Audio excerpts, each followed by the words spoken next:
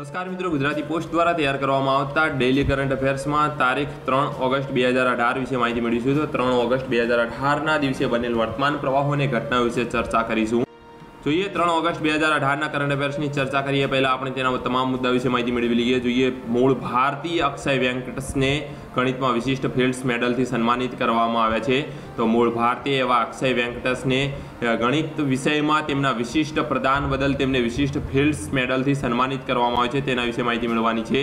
બીજો મુદ્દો છે પૂજ્ય ભાઈશ્રીને વ્યાસ એવોર્ડ, 3 મહાનુભાવોને તુલસી એવોર્ડ અને પુંડરીક ગોસ્વામીજીને વાલ્મીકી એવોર્ડ અપાશે તેના વિશે ચર્ચા કરવાની છે. તો વ્યાસ એવોર્ડ, તુલસી એવોર્ડ અને પુંડરીક ગોસ્વામીજીને જે વાલ્મીકી એવોર્ડ આપવાનો છે તેના વિશે ચર્ચા કરવાની છે. જોઈએ આગળ, સુપરસોનિક ઇન્ટરસેપ્ટર મિસાઇલનું સફળ પરીક્ષણ થયેલ છે. તો સુપરસોનિક ઇન્ટરસેપ્ટર મિસાઇલનું DRDO દ્વારા સફળ પરીક્ષણ કરવામાં આવેલ છે તેના વિશે માહિતી મેળવવાની છે. દબંગ ટાઈગર જિંદા હૈના ગીતકાર જલીસનું નિધન થયેલ છે. તો દબંગ પિક્ચરની અંદર જે ટાઈગર જિંદા હૈના ગીત લખેલ છે તેવા ગીતકાર જલીસનું નિધન થયેલ છે તેના વિશે માહિતી મેળવવાની છે. જોઈએ પછાત વર્ગ કમિશનને હવે બંધારણીય દરજ્જો આપવામાં આવેલ છે તેના વિશે પણ માહિતી મેળવવાની છે. તો NCBC જે કમિશન છે તેને બંધારણીય દરજ્જો આપવામાં આવેલ છે. ઇંગ્લેન્ડમાં કોહલીની પ્રથમ સદી થયેલ છે. તો ઇંગ્લેન્ડમાં કોહલીની પ્રથમ સદી થયેલ છે તેના વિશે માહિતી મેળવવાની છે. અને કયા કેપ્ટને સૌ પ્રથમ સદી કરેલ છે, સૌથી ઝડપી રન 7000 રન પૂરા કર્યા છે તેના વિશે પણ માહિતી મેળવવાની છે. ફ્રાન્સના બેનોઇટ પેયરે પોઈન્ટ ગુમાવ્યા બાદ 2 રેકેટ તોડે 11 લાખનો દંડ ફટકારવામાં આવે છે. તો ફ્રાન્સનો બેનોઇટ પેયર નામનો જે ખેલાડી છે તેણે પોઈન્ટ ગુમાવ્યા બાદ 2 રેકેટ તોડ્યા હતા. તો રેકેટ તોડવા અને શિસ્ત ભંગ બદલ તેને દંડ ફટકારવામાં આવે છે. કેટલા રૂપિયાનો? 11 લાખનો. તેના વિશે માહિતી મેળવવાની છે. તો આપણે આ તમામ મુદ્દાઓને હવે વિસ્તૃતમાં ચર્ચા કરીશું અને તેના વિશે સમજવાની કોશિશ કરીશું.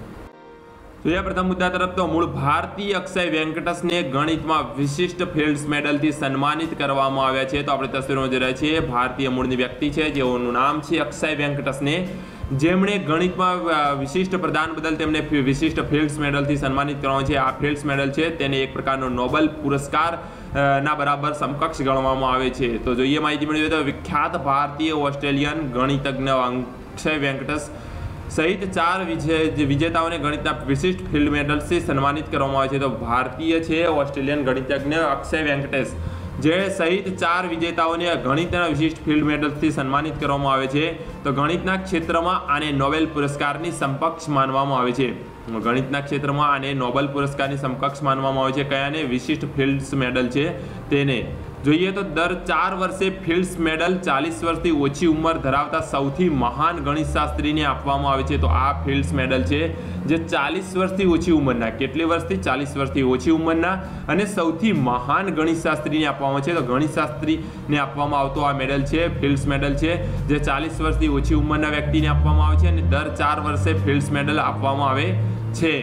જોઈએ સ્ટેનફોર્ડમાં વિશ્વવિદ્યાલયમાં ભણી રહેલા અને નવી દિલ્હીમાં જન્મેલા વેંકટસને ગણિત વિષયમાં વિશિષ્ટ યોગદાન માટે ફિલ્ડ્સ મેડલ એનાયત કરવામાં આવ્યો છે. તો સ્ટેનફોર્ડ વિશ્વવિદ્યાલયમાં ભણી રહેલા હતા અને નવી દિલ્હીમાં જન્મેલા છે વેંકટસને, જેમણે ગણિત વિષયમાં વિશિષ્ટ યોગદાન માટે ફિલ્ડ્સ મેડલ એનાયત કરવામાં આવ્યો છે.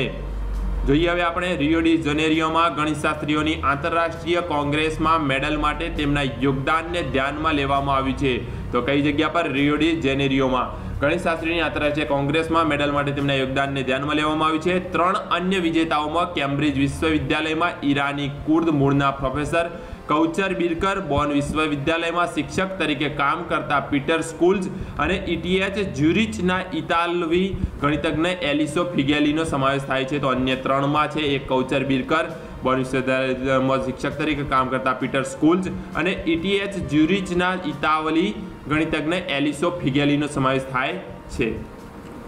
દરેક વિજેતાને $15,000 કેનેડિયન પુરસ્કારમાં આપવામાં આવે છે. તો જે આ વિજેતા બને છે તેને $15,000 કેનેડિયન પુરસ્કારમાં આપવામાં આવે છે ફિલ્ડ્સ મેડલમાં, જેને નોબેલ પુરસ્કારની સમકક્ષ માનવામાં આવે છે. ગણિતશાસ્ત્રમાં આપવામાં આવતો હોય છે આ મેડલ અને 40 વર્ષથી ઓછી ઉંમરના ગણિતશાસ્ત્રીને આપવામાં આવે છે, જેમાં આ વર્ષે અક્ષય વેંકટસને જેઓ મૂળ ભારતીય છે તેમને આપવામાં આવેલ છે. જે આગળના સમાચારમાં આપણે તો પૂજ્ય ભાઈશ્રીને વ્યાસ એવોર્ડ, 3 મહાનુભાવોને તુલસી એવોર્ડ અને પુંડરીક ગોસ્વામીજીને વાલ્મીકી એવોર્ડ અપાશે તેના વિશે માહિતી મેળવવાની છે। તો પરમ પૂજ્ય મોરારી બાપુના હસ્તે આ એવોર્ડનું વિતરણ કરવામાં આવશે। જોઈએ માહિતી મેળવીએ તો આ વર્ષે વ્યાસ એવોર્ડ પૂજ્ય રમેશભાઈ ઓઝા એટલે કે પૂજ્ય ભાઈશ્રીને અપાશે। તો વ્યાસ એવોર્ડ છે તે પૂજ્ય ભાઈશ્રી એટલે કે પૂજ્ય રમેશભાઈ તેમનું નામ છે, તેમને વ્યાસ એવોર્ડ અપાશે। જોઈએ જ્યારે વાલ્મીકી એવોર્ડ શ્રીમાન માધવ ગૌડેશ્વર વૈષ્ણવાચાર્ય પુંડરીક ગોસ્વામી મહારાજ વૃંદાવન અને તુલસી એવોર્ડ જગતગુરુ શંકરાચાર્ય સ્વામી દિવ્યાનંદ તીર્થજી મહારાજ શંકરાચાર્ય મઠ ભાનુપુરા મધ્યપ્રદેશ। તુલસી એવોર્ડ સ્વામી શ્રવણાનંદ સરસ્વતીજી મહારાજ વૃંદાવન। તુલસી એવોર્ડ શ્રીમતી જ્ઞાનવતી અવસ્થી રેવા મધ્યપ્રદેશનો સમાવેશ થાય છે। તો જ્યારે વ્યાસ એવોર્ડ આપવામાં આવશે પૂજ્ય રમેશભાઈ ઓઝાને, જેમનું નામ છે પૂજ્ય ભાઈશ્રી તરીકે પ્રખ્યાત છે, તેમને વ્યાસ એવોર્ડ આપવામાં આવશે। જ્યારે વાલ્મીકી એવોર્ડ આપવામાં આવશે શ્રીમાન માધવ ગૌડેશ્વર વૈષ્ણવાચાર્ય પુંડરીક ગોસ્વામી મહારાજને આપવામાં આવશે। જ્યારે તુલસી એવોર્ડ 3 વ્યક્તિને આપવામાં આવશે, એમાં પહેલા છે સ્વામી દિવ્યાનંદ તીર્થજી મહારાજ, બીજા છે સ્વામી શ્રવણાનંદ સરસ્વતીજી મહારાજ અને ત્રીજા છે શ્રીમતી જ્ઞાનવતી અવસ્થી, જેઓ મધ્યપ્રદેશના છે, તેમને આપવામાં આવશે। તો આગળ તારીખ 17મીએ પૂજ્ય મોરારી બાપુના હસ્તે અર્પણ કરવામાં આવશે। તો તારીખ 17મીએ પૂજ્ય મોરારી બાપુના હસ્તે આ એવોર્ડ વ્યાસ એવોર્ડ, તુલસી એવોર્ડ અને વાલ્મીકી એવોર્ડ અપાશે। આગળના સમાચારમાં આપણે તો સુપરસોનિક ઇન્ટરસેપ્ટર મિસાઇલનું સફળ પરીક્ષણ કરવામાં આવ્યું છે। તો આપણે તસવીરમાં જોઈ રહ્યા છીએ તો સુપરસોનિક ઇન્ટરસેપ્ટર મિસાઇલનું સફળ પરીક્ષણ થઈ રહ્યું છે, તેના વિશે માહિતી મેળવી। તો ભારતે સ્વદેશી રક્ષા કવચની પરીક્ષણ કર્યું છે। આ રક્ષા કવચ 40 કિમી દૂર દુશ્મનની મિસાઇલને નષ્ટ કરી દેશે। તો ભારતે સ્વદેશી રક્ષા કવચનું પરીક્ષણ કર્યું છે, તેમાં રક્ષા કવચ 40 કિમીથી દૂર આવતી દુશ્મનની મિસાઇલને નષ્ટ કરી દેશે। જોઈએ DRDO પોતાની દ્વિસ્તરીય બેલેસ્ટિક મિસાઇલ રક્ષા કવચને વિકસિત કરવાના અંતિમ તબક્કામાં છે। તો DRDO જે પોતાની દ્વિસ્તરીય બેલેસ્ટિક મિસાઇલ રક્ષા કવચ છે, જેનું નામ રક્ષા કવચ આપવામાં છે, તેને વિકસિત કરવાના અંતિમ તબક્કામાં છે। જોઈએ તો મિસાઇલ રક્ષા કવચની ડિઝાઇન પૃથ્વીના વાયુમંડળની અંદર અને બહાર પરમાણુ મિસાઇલને ટ્રેક કરવા અને તેને નષ્ટ કરવા માટે તૈયાર કરાઈ રહી છે। તો શેના માટે કરાઈ રહી છે? તો પૃથ્વીના વાયુમંડળની અંદર અને બહાર પરમાણુ મિસાઇલને ટ્રેક કરવા અને તેને નષ્ટ કરવા માટે તેની ડિઝાઇન તૈયાર કરવામાં આવી રહી છે। જોઈએ ઓરિસ્સાના દરિયાઈમાં ભારતે બેલેસ્ટિક મિસાઇલ શિલ્ડનું સફળ પરીક્ષણ કર્યું હતું। તો ઓરિસ્સાના દરિયાઈ વિસ્તારમાં ભારતે બેલેસ્ટિક મિસાઇલ શિલ્ડનું સફળ પરીક્ષણ કર્યું હતું। આગળના સમાચારમાં આપણે તો દબંગ ટાઈગર જિંદા હૈના ગીતકાર જલીસનું નિધન થયેલ છે। તો દબંગ પિક્ચરનો જે ટાઈગર જિંદા હૈનો ગીતકાર છે જલીસ શેરવાની, જેમનું નામ છે જલીસ શેરવાની, તેમનું તાજેતરમાં નિદાન થયું છે। લોબી બીમારીના બાદ નિધન થયેલ છે। તો તેમના વિશે માહિતી મેળવીએ તો ફિલ્મોના ડાયલોગ રાઇટર અને ગીતકાર એવા જલીસનું શેરવાનીનું લાંબી બીમારી બાદ નિધન થયેલ છે। તેમનું નામ છે જલીસ શેરવાની, જેઓ ફિલ્મોના ડાયલોગ રાઇટર અને ગીતકાર છે, જેમનું નામ છે જલીસ શેરવાની, તેમનું લાંબી બીમારી બાદ નિધન થયેલ છે। તેઓ 70 વર્ષના હતા। તેમણે સલમાન ખાનની ફિલ્મો દબંગ, દબંગ 2, ટાઈગર જિંદા હૈ અને ગર્વ સહિત ઘણી ફિલ્મોમાં ગીતો લખ્યા હતા। આગળના સમાચારમાં આપણે તો ઇંગ્લેન્ડમાં કોહલીની પ્રથમ સદી થઈ છે। તો ઇંગ્લેન્ડમાં વિરાટ કોહલીની પ્રથમ સદી થઈ છે, ટેસ્ટ સદી કરી છે, તેના વિશે માહિતી મળવાની છે। આપણે વિરાટ કોહલીની તસવીરમાં જોઈ રહ્યા છીએ તો વિરાટ કોહલીએ ઇંગ્લેન્ડમાં પ્રથમ ટેસ્ટ સદી ફટકારી છે। તેણે 149 રન બનાવ્યા હતા અને પ્રથમ ટેસ્ટ સદી ફટકારી છે। ઇંગ્લેન્ડ સામેની પ્રથમ ટેસ્ટમાં વિરાટે કેપ્ટન તરીકે સૌથી ઝડપી આંતરરાષ્ટ્રીય 7000 રન બનાવવાનો રેકોર્ડ બનાવ્યો હતો। તેણે 124મી ઇનિંગ્સમાં સિદ્ધિ મેળવી। આ બાબતે તેણે વેસ્ટ ઇન્ડિઝના પૂર્વ કેપ્ટન બ્રાયન લારા 164 ઇનિંગ્સને પાછળ રાખ્યો છે। તો બ્રાયન લારાએ 164 ઇનિંગ્સમાં 7000 રન ફટકાર્યા હતા, જે વેસ્ટ ઇન્ડિઝનો ખેલાડી છે। અને ત્યારબાદ વિરાટ કોહલી જે કેપ્ટન તરીકે સૌથી ઝડપી 7000 રન બનાવે છે, તેણે 124મી ઇનિંગ્સમાં 7000 રન પૂરા કર્યા છે। જોઈએ આપણે કેપ્ટનની ઇંગ્લેન્ડમાં સદી કરનાર કેપ્ટનની માહિતી મળી તો 179 રન કર્યા છે મોહમ્મદ અઝરુદ્દીન, માન્ચેસ્ટર 1990માં કરેલા છે। ત્યારબાદ 149 રન કરેલા છે વિરાટ કોહલીએ બર્મિંગહામમાં કરેલા છે 2018માં, તાજેતરમાં જે સદી ફટકારી છે 149 રન સાથે। 148 રન કરેલા છે પટૌડીએ લીડર્સ 1967માં કર્યા હતા। 128 રન સૌરવ ગાંગુલીએ લીડર્સ 2002માં કર્યા હતા। 121 રન મોહમ્મદ અઝરુદ્દીન લોર્ડ્સ 1990માં કર્યા હતા। આ હતા ઇંગ્લેન્ડમાં સદી કરનાર કેપ્ટનની માહિતી। આગળના સમાચારમાં આપણે તો ફ્રાન્સના બેનોઇટ પેયરે પોઈન્ટ ગુમાવ્યા બાદ 2 રેકેટ તોડ્યા, 11 લાખનો દંડ ફટકારવામાં આવ્યો છે. તો આપણે તસવીરમાં જોઈ રહ્યા છીએ બેનોઇટ પેયરને, જે ફ્રાન્સનો ખેલાડી છે તે રેકેટ તોડતો તસવીરમાં દેખાઈ રહ્યો છે.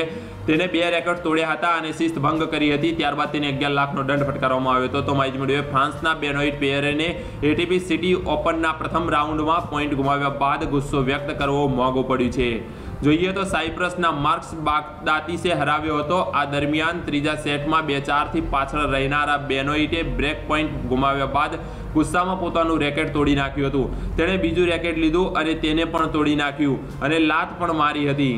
જોઈએ, શિસ્તભંગ કરવા બદલ તેને રૂપિયા 11.33 લાખનો દંડ ફટકારવામાં આવ્યો હતો.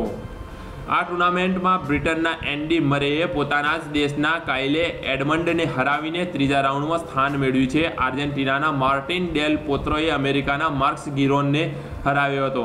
તો ફ્રાન્સના બેનોઇટ પેયરે પોઈન્ટ ગુમાવ્યા બાદ 2 રેકોર્ડ તોડ્યા હતા અને તેને 11 લાખનો દંડ ફટકારવામાં આવ્યો હતો. તેના શિસ્તભંગ કરવા બદલ તેને લાત મારી હતી રેકેટની. આજના દિવસના કરંટ અફેર્સની પ્રશ્નોત્તરમાં ચર્ચા કરી લઈએ. જોઈએ, પ્રથમ પ્રશ્ન પર નજર કરીએ. પ્રથમ પ્રશ્ન છે મિત્રો, તો કયા ભારતીય મૂળની વ્યક્તિને ગણિતમાં વિશિષ્ટ ફિલ્ડ્સ મેડલથી સન્માનિત કરવામાં આવ્યા છે? તો ભારતીય મૂળની વ્યક્તિ છે અક્ષય વેંકટેશ, જેઓ દિલ્હીના વતની છે અને અત્યારે હાલ ભણી રહ્યા છે વિદેશમાં. તો તેવી ભારતીય મૂળની વ્યક્તિને ગણિતમાં વિશિષ્ટ ફિલ્ડ્સ મેડલથી સન્માનિત કરવામાં છે. અક્ષય વેંકટેશને આ મેડલ 40 વર્ષથી ઓછી ઉંમરના વ્યક્તિને આપવામાં આવે છે અને ગણિતશાસ્ત્રમાં સૌથી મહાન ગણિતશાસ્ત્રીને આપવામાં આવે છે.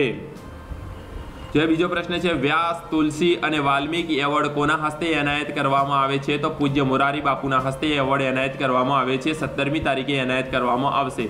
જોઈએ, પ્રશ્ન ત્રીજો છે, તાજેતરમાં કયા ડાયલોગ રાઇટર અને ગીતકારનું નિધન થયું કે જેમણે ટાઈગર જિંદા હૈના ગીત લખેલ છે? તો ટાઈગર જિંદા હૈનું ગીત લખેલ છે એવા ડાયલોગ રાઇટર અને ગીતકાર છે જલીસ શેરવાની, જેમનું તાજેતરમાં નિધન થયેલ છે. લાંબી બીમારીના બાદ નિધન થયેલ છે. પ્રશ્ન 4 છે, તાજેતરમાં કયા કમિશનને બંધારણીય દરજ્જો આપવામાં આવ્યો? તાજેતરમાં પછાત વર્ગ કમિશન NCBCને બંધારણીય દરજ્જો આપવામાં આવ્યો છે. 123મો સુધારો કરવામાં આવ્યો છે. બિલ 2017 પસાર કરવામાં આવેલ છે. પ્રશ્ન 5મો છે, ક્રિકેટમાં કેપ્ટન તરીકે સૌથી ઝડપી 7000 રન કરનાર ક્રિકેટર કોણ છે? તો વિરાટ કોહલી છે. આ પહેલા હતા બ્રાયન લારા હતા, જે વેસ્ટ ઇન્ડિઝના કેપ્ટન હતા. તેમણે 7000 રન કર્યા હતા. ત્યારબાદ કેપ્ટન વિરાટ કોહલીએ 7000 રન 124 ઇનિંગ્સમાં કર્યા છે. દોસ્તો, તમને અમારા વિડીયો પસંદ આવતા હોય અને તમે અમારા વોટ્સએપ ગ્રુપમાં જોડાવા માંગતા હોય તો નીચે ડિસ્ક્રિપ્શનમાં આપેલ લિંક પર ક્લિક કરી તમારો વોટ્સએપ નંબર એડ કરો અમારા વોટ્સએપ ગ્રુપ સાથે.